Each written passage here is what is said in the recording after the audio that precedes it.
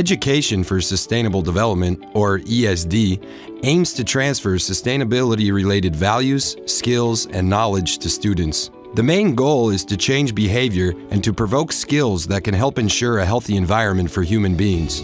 It is essential that ESD is incorporated into global trends in education, such as outcome-based learning. This approach emphasizes learning to do rather than learning to know. In 2012, the European Commission called for a fundamental shift in education and a greater focus on learning outcomes that can help solve 21st century problems.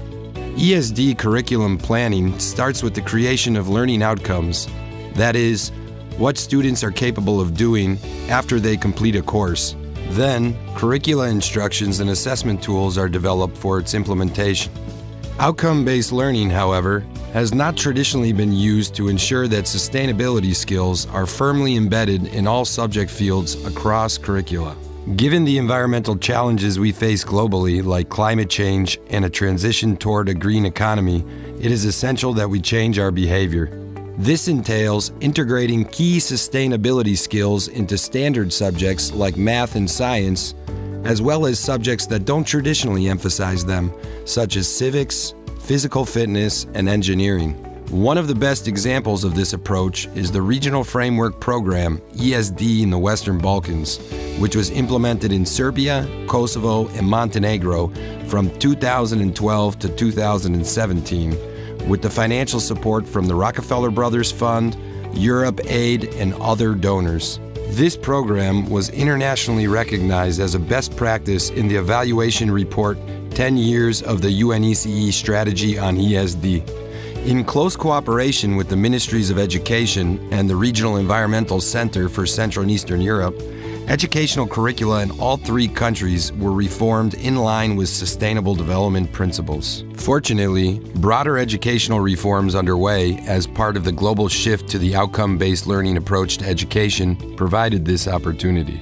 New curricula takes years to pilot and remain in place for generations, which is why this approach must be done in all countries developing new curricula. In Serbia, the Ministry of Education, in partnership with the REC and Europe Aid, developed sustainable development subject learning outcomes for 1/3 of all primary and secondary education curricula. In the subject of biology, for example, students must know the causes of land, water, and air pollution in order to better understand and predict consequences. In informatics, students must understand how social media can create barriers between them and the natural world. The approach in Montenegro was to formulate sustainability-related themes and topics for all subject fields in pre-primary, primary, secondary, and general education curricula, as well as in vocational education. Teachers are now obliged to cover green economy, human rights, environmental protection, sustainable cities and communities, biodiversity, environment and health, and climate change in their lessons. One thematic example is climate change. This theme can be directly linked to all subjects by communicating key messages. First, humans have a direct impact on the rising global temperatures through the use of fossil fuels.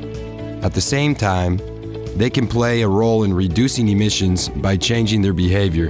In geography, students should know how different countries are and will be impacted in the future due to climate change. In mathematics, students should know how to calculate the total carbon emissions of a community, country, or region. In all subjects, the specific content on climate change is connected to those overarching messages. In Kosovo, the approach was to embed ESD into the framework curricula in the main goals and challenges, as well as in learning outcomes. These concepts were also integrated into the core curricula fields and levels, as were cross-curricula issues such as global warming and renewable energy. Afterwards, teaching guidelines were produced for each subject. Of course, a policy framework cannot accomplish everything on its own. However, with the support of teacher trainings, instructional materials, and assessments, these policies are now put into practice. We hope that this video will inspire more countries to integrate essential sustainability skills and values into current and future educational reforms.